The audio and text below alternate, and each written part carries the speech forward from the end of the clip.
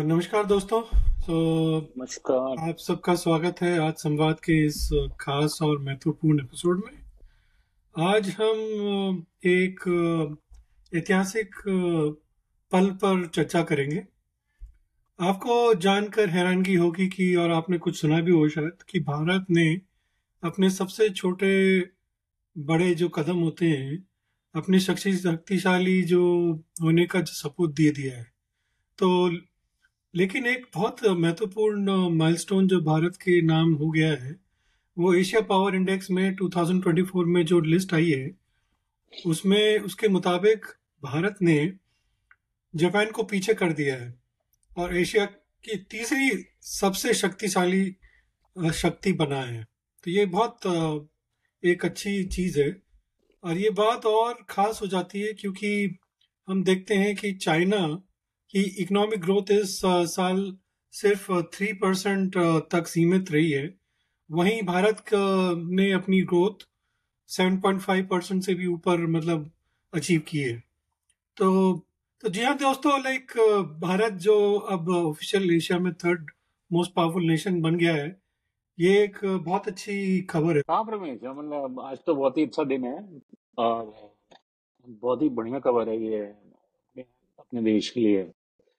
तो ये बहुत बड़ा अचीवमेंट है प्रमेश ये, और इसको जो है समझना बहुत जरूरी है कि ये है क्या।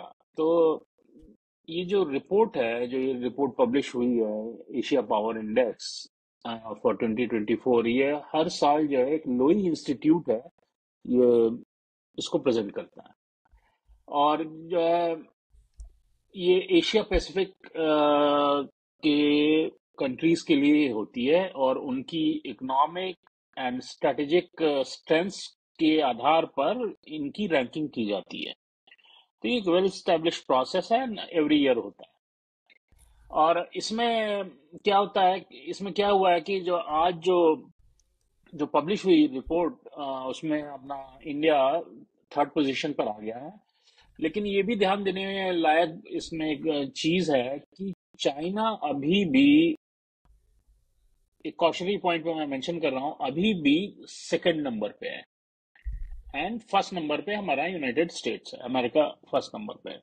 तो इस पे गुड एस्पेक्ट भी है, बैड एस्पेक्ट भी है। आप देखें रमेश, तो फर्स्ट पे यूनाइटेड स्टेट है, सेकंड पे चाइना, और थर्ड पे भी आ गया, जापान को रिप्लेस किया। Big big achievement.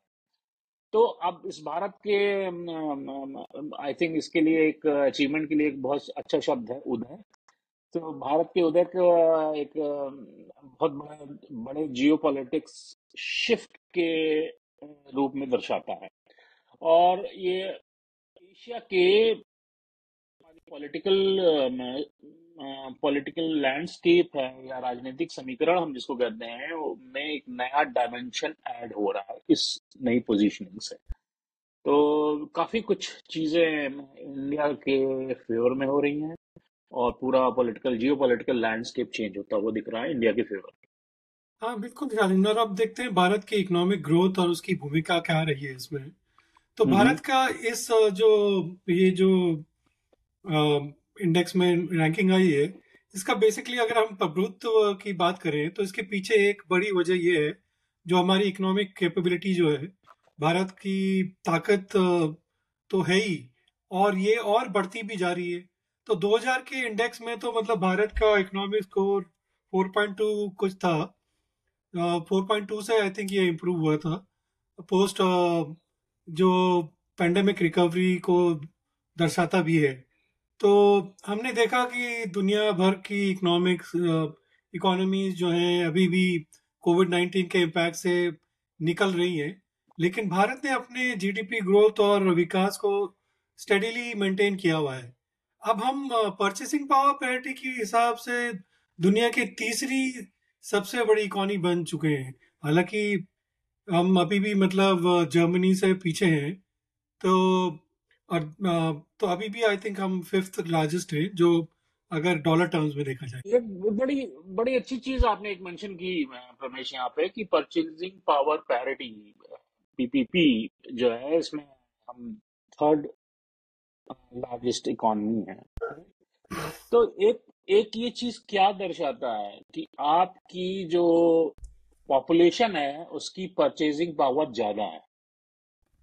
तो पॉपुलेशन की परचेजिंग पावर कैसे ज्यादा आती है कि पॉपुलेशन के पास, जिस कंट्री की पॉपुलेशन के पास पैसे ज्यादा होते हैं। तो एक एस्पेक्ट ये वांटेड टू हाईलाइट हियर।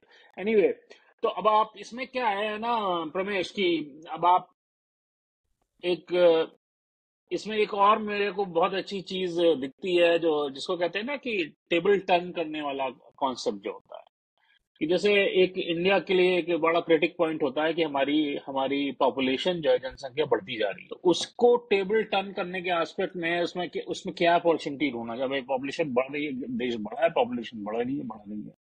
अब उसमें मतलब परिवार नियोजन और वो सब फैमिली प्लानिंग एस्पेक्ट्स के इनिशिएटिव बहुत सालों से चल रहे हैं।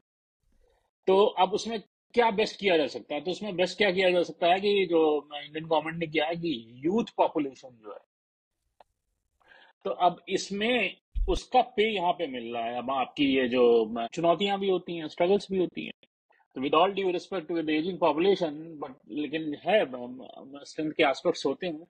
तो अब भारत के पास में एक वाइब्रेंट एंड यूथफुल वर्कफोर्स है।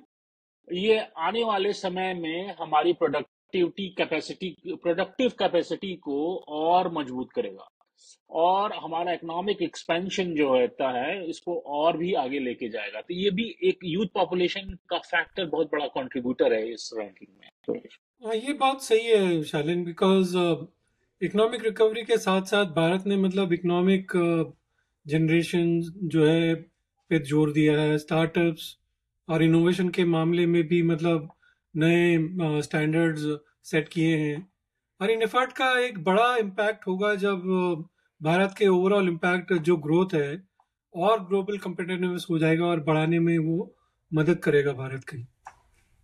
बिल्कुल प्रमेश, एकदम ये सब फैक्टर्स तो इतने इम्पोर्टेंट हैं। और साथ में एक और फैक्टर बहुत इम्पोर्टेंट लगता है यहाँ पे प्रमेश, जो भारत को थर्ड पोजीशन पे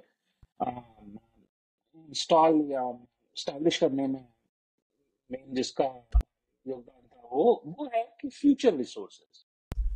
तो फ्यूचर रिसोर्सेज में क्या आता है, भारत का स्कोर जो है ना इस फ्यूचर रिसोर्सेज में के सेगमेंट में 8.2 पॉइंट से बढ़ा इस वाले रिपोर्ट में, से इम्प्रूव हुआ है। तो जो हमारा इंक्रीमेंट हुआ है 8.2 से हुआ है। और इसमें क्या होता है, जो ये बेसिकली ये future resources also align to your youth population वाला। तो ये इसका डायरेक्ट रिलेशनशिप होता है। तो यूथ पोटेंशियल है तो that's why your future resources you have. तो इसको ये हाईलाइट करता है। और पूरे एशिया में अगर आप देखें तो कई कंट्रीज जो हैं, कई देश जो हैं, जो अपने अपनी एजिंग पॉपुलेशन को लेकर थोड़ा सा स्ट्रगल करते हैं, उनके अपने चैलेंजेस होते हैं। तो लेकिन भारत का जो है, जो we are blessed with the youth population, youth and talent. सिर्फ यूथ से नहीं होता, टैलेंटेड एंड स्किलफुल पॉपुलेशन। तो उसकी एनर्जी से हम आगे इंडिया कॉन्टिन्यूसली अपवर्ड मार्च कर रहा है। और ये यूथ जो है सिर्फ भारत की इकॉनमी को नहीं, बल्कि हमारे टेक्नोलॉजी सेगमेंट को, रिसर्च सेगमेंट को एंड इनोवेशन जो आप मेंशन कर रहे थे के सेगमेंट्स को भी बहुत आगे ले जाने वाला है। सो ये बहुत बड़ी स्ट्रेंथ है हमारे भारत की। हाँ, और ये जो यूथ है सिर्फ हमारे अंदर ही नहीं बल्कि ग्लोबल प्लेटफॉर्म्स पर भी भारत का प्रभाव बढ़ाने में मदद कर रहा है ना। क्योंकि भारत के इंजीनियर्स, डॉक्टर्स, प्रोफेशनल्स अब सिर्फ देश के अंदर ही नहीं है बल्कि ग्लोबल डायस्पोरा के रूप में एक अपनी योगदान दे रहे हैं ना। तो ये हमारे मतलब जो ह्यूमन कैपिटल है भारत के लिए आने वाले समय में एक बड़ी स्ट्रैटेजिक एडवांटेज बनेगा ये हमारे। बिल्कुल सही प्रमेश। और एक हम आप जानते ही हैं, हम लोग इधर बाहर रह के काम करते हैं, तो India India is CEO producing country, ये माना जाता है, कहा जाता है, सभी को पता ही है यार वो। तो अब इसके अलावा ना, अब आप देखें तो कुछ ये डेमोग्राफिक एडवांटेज जो भारत को एक फॉरेन इन्वेस्टमेंट को अट्रैक्ट करने में भी बहुत मदद करता है, और कर भी रहा है, और करेगा भी इन फ्यूचर में आगे आगे। तो व्हाट आई फोर्स इससे फॉरेन इन्वेस्टमेंट हमारा और भी बढ़ेगा, राइट।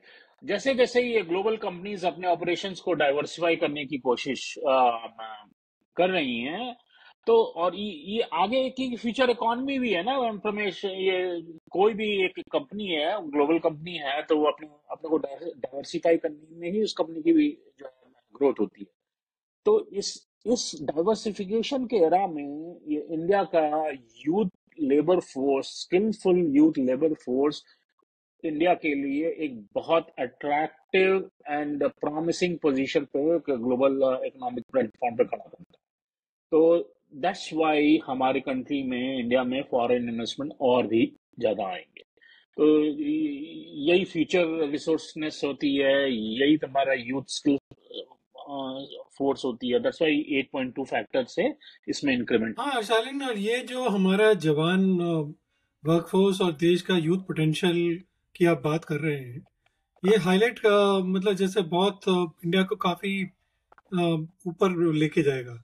जब पूरा मतलब एशिया में कई देश अपने बुरी तरह से जनसंख्या के लेकर चिंतित हैं, वहां भारत अपनी यूथफुल एनर्जी को लेके मतलब आगे बढ़ रहा है, तो ये अच्छी बात है कि यूथ का मतलब हम इस्तेमाल अच्छी तरह से कर रहे हैं।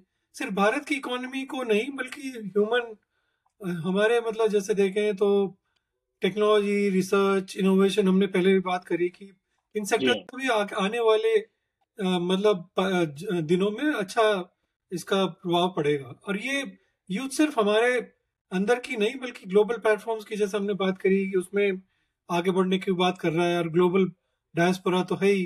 तो ये ह्यूमन कैपिटल मतलब भारत के आने वाले समय में एक बड़ी स्ट्रैटेजिक एडवांटेज। डेफिनेटली प्रमेश। और अब देखिए, अगर अब बात करें ना, तो देखो एक चीज और टॉपिक पे बात करते हैं प्रमेश, कि भारत की जो डिप्लोमेटिक और स्ट्रैटेजिक स्ट्रेंथ है, उस पर अब थोड़ा सा डिस्कशन करते हैं प्रमेश। तो आप क्या सोचते हो इसमें, आपका क्या थॉट प्रोसेस है इस एरिया में?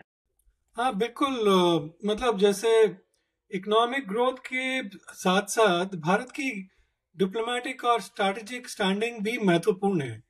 तो भारत की ग्लोबल स्टैंडिंग पिछले 10 सालों में काफी बढ़ी है, हमने ये सब देखा है। जैसे जी भारत हाँ। का स्ट्रैटेजिक ऑटोनॉमी देखें, या फिर और नॉन अलाइंड अप्रोच ने जैसे हमारी पहले रहती थी, ये कॉम्प्लेक्स मतलब इंटरनेशनल रिलेशंस को संभालने में हम्म। मदद भी की है ना। और जी हाँ, जी हाँ। फिर भारत ने डिप्लोमेटिक डायलॉग्स में मतलब काफी अच्छा अपना वर्चस्व कर दिया है एक तरह से बोले तो मल्टीलैटरल फोरम्स हो या हमारी एक्टिव पार्टिसिपेंट को जैसे हम करते हैं, ये हमें एक्चुअली काफी आगे बढ़ाता है।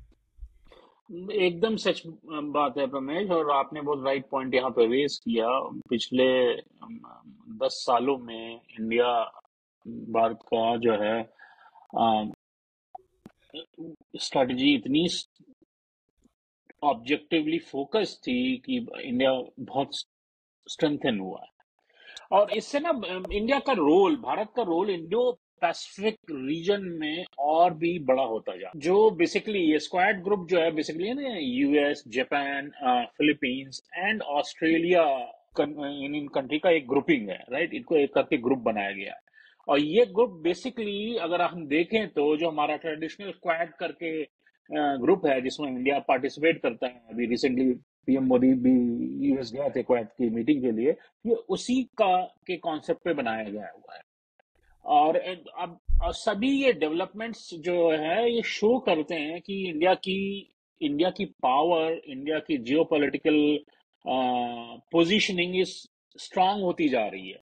लेकिन साथ में एक कॉशियसली वर्ड भी है प्रमेश, कि यहाँ पे साथ ही साथ में ये कुछ चैलेंज भी लेके आते हैं साथ में, राइट? तो जैसे कि रीजनल इकोनॉमिक और सिक्योरिटी आर्किटेक्चर में हम्म। इंटीग्रेशन, ये एक बहुत बड़ा चैलेंज है। ये तो तो है। रीजनल इकोनॉमिक जो है और सिक्योरिटी आर्किटेक्चर का इंटीग्रेशन इंडिया के लिए बहुत बड़ा चैलेंज है। अगर इंडिया इस चैलेंज को हैंडल कर लेगा, तो I think it is going to be leap and beyond progress होगी। तो मेरी तो यकीन आई है, इस पे देखते हैं कैसे हैंडल हो। तो जब एग्जैक्टली, कोई हाँ जी। इसकी स्ट्रैटेजिक इंपॉर्टेंस को और भी बढ़ा देता है ना, तो हाँ, हम्म। हालांकि मतलब जैसे भारत का मिलिट्री आउटरीच देखें अगर, तो अभी बहुत लिमिटेड है।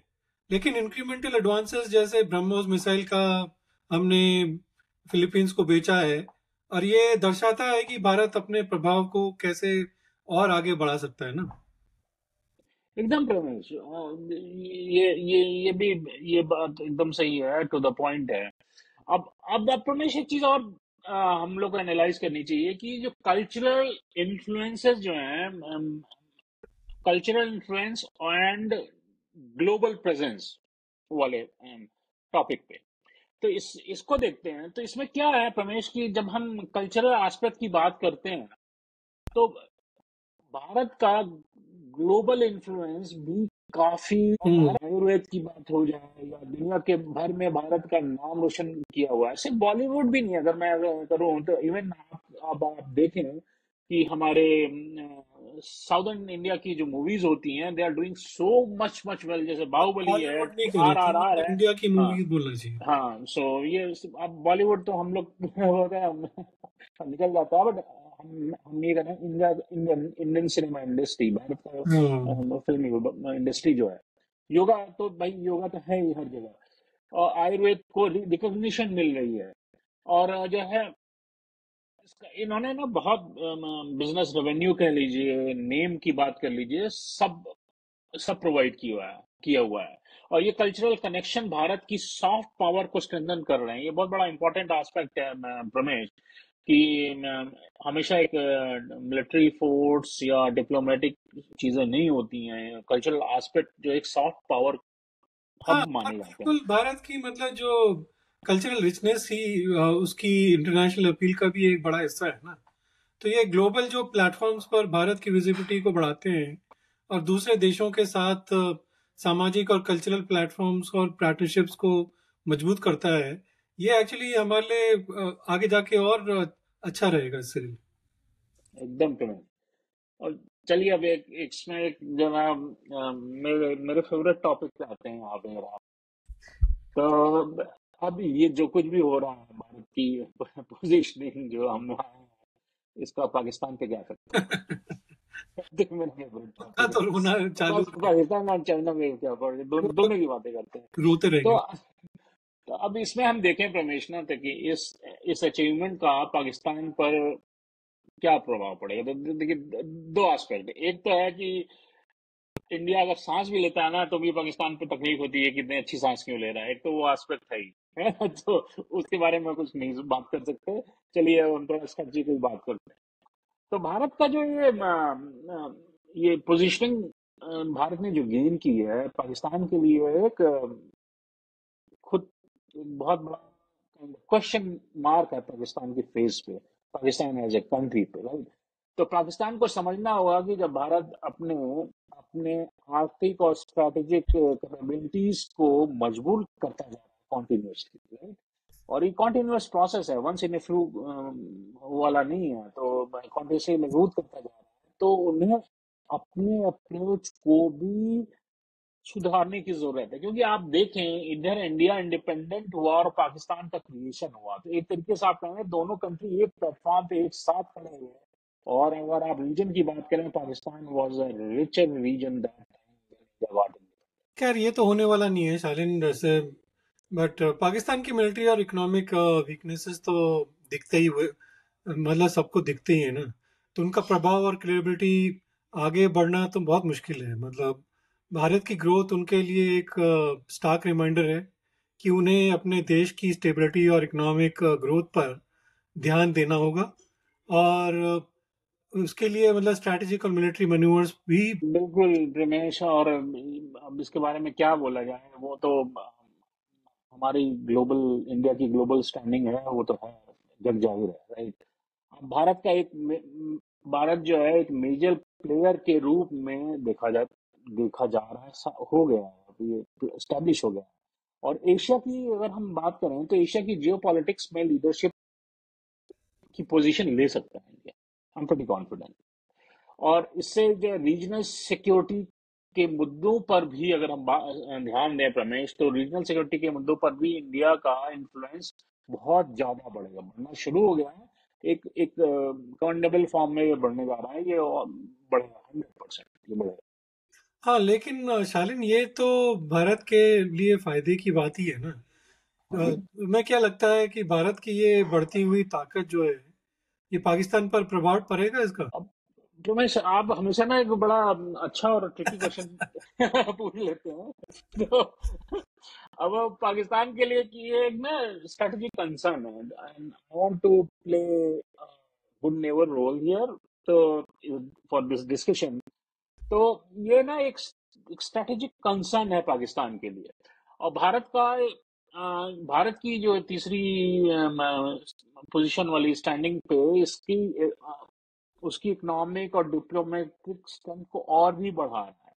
और पाकिस्तान पे ये बहुत ज्यादा प्रेशर क्रिएट करेगा प्रमेश, नोइंग पाकिस्तान के लीडर की सोच, पाकिस्तान की मिलिट्री फोर्स की सोच हिस्टोरिकली जैसी रही है और हमेशा से ऐसी रही है। ये अननेसेसरी उनको और प्रेशर क्रिएट करेगा। पाकिस्तान की अपनी खुद की इकॉनमी इकॉनमी जो है बहुत इंस्टेबल है, और इंटरनल चैलेंज से बहुत गुजर रहा है। पाकिस्तान एज अ देश बहुत स्ट्रगल कर रहा है।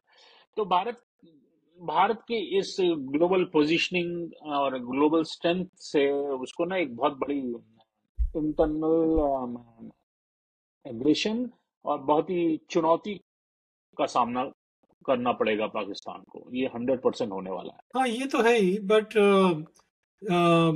मतलब जो आप बोल रहे हो वो सही है, बट पाकिस्तान की अर्थव्यवस्था अभी क्राइसिस में तो है ही ना, और पॉलिटिकल एकदम। इंस्टेबिलिटी भी है वहाँ पे। तो उनके हम्म। एक बड़ी मतलब ये बहुत बड़ी समस्या बनी हुई है ना। तो भारत का ये जो राइज है पाकिस्तान के रीजनल इन्फ्लुएंस को और कमजोर कर देता है ना। तो इसके अलावा जैसे भारत का डिफेंस और सिक्योरिटी पार्टनरशिप का एक्सपेंशन पाकिस्तान को जो है और ज्यादा आइसोलेटेड फील करवा सकता है। एकदम रमेश। और हमने देखा है कि पाकिस्तान में काफी बार, मेनी टाइम्स, पाकिस्तान जो है इंडिया की जो भी कोई भी प्रोग्रेसिव इंस्टेंसेस होते हैं या प्रोग्रेशन होता है उसका काउंटर बैलेंस करने के लिए चाइना पर और भी इंक्लाइन करने लगता है और डिपेंडेंट होना चालू हो जाता है वो। It's a kind of very wrong loop for Pakistan. तो अब चाइना जो है उस पर अब पाकिस्तान कॉन्टिन्यूसली डिपेंडेंट होता जा रहा है। और जो है, लेकिन जो भारत है ना हमारा, वो और मजबूत हो रहा है। भारत को तो अपने इंडिपेंडेंट स्टैंड है, अपनी खुद की सोच है, अपनी खुद की स्ट्रेटजी है, उसमें मार्च कर रहा है। और चाइना अपने इंटरनल इश्यूज में भी उलझा हो। चाइना में अलग इश्यूज चल रहे हैं बहुत, उनके इंटरनल पॉलिटिक्स में अलग इशू। ये तो है। Sometimes I foresee it is going to be the same future like USSR. तो अब वो देखते हैं, वो अलग अलग डिस्कशन का पॉइंट है। तो पाकिस्तान का ऑप्शंस जो है ना काफी काफी लिमिटेड हो गए हैं। पाकिस्तान के पास सिर्फ एक ही ऑप्शन है प्रमेश, अगर वो अपनी ग्रोथ पे खुद ध्यान दे, होमवर्क खुद करे और काम करना चालू करे। हाँ, मतलब भारत के साथ कंपैरिजन बंद करके और भारत के साथ एक्चुअली मिलके वो उनको भी फायदा होगा और भारत को भी होगा एकदम और उनको एकदम ज्यादा एकदम। होगा। तो ये चीज उनको सोचनी चाहिए कि दुश्मनी कहीं को उनको लेके नहीं जाएगी। आगे उनको बढ़ना है तो मतलब थोड़ा समझना पड़ेगा। खैर, भारत की ये बढ़ती हुई जो ताकत है, मतलब इसको तो मतलब आगे खैर देखते हैं कैसा रहता है। चाहे वो ट्रेड हो, मतलब जैसे ट्रेड की बात करें, या फिर डिफेंस हो, या फिर डिप्लोमेसी हो, भारत के पास मतलब ज्यादा स्कोप होगा ग्लोबल स्टेज पे अपना कद और ऊपर करने का। तो ये तो मतलब रहेगा ही। खैर, अब चलो कंक्लूजन की तरफ बढ़ते हैं।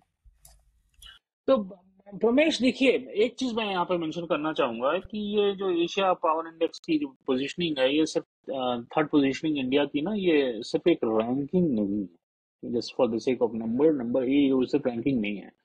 बल्कि जो कि हमने अभी डिस्कस भी किया, ये भारत की इकोनॉमिक ग्रोथ, डेमोग्राफिक एडवांटेजेस और and diplomatic strength and strategy का एक कॉम्प्रिहेंसिव पिक्चर है ये।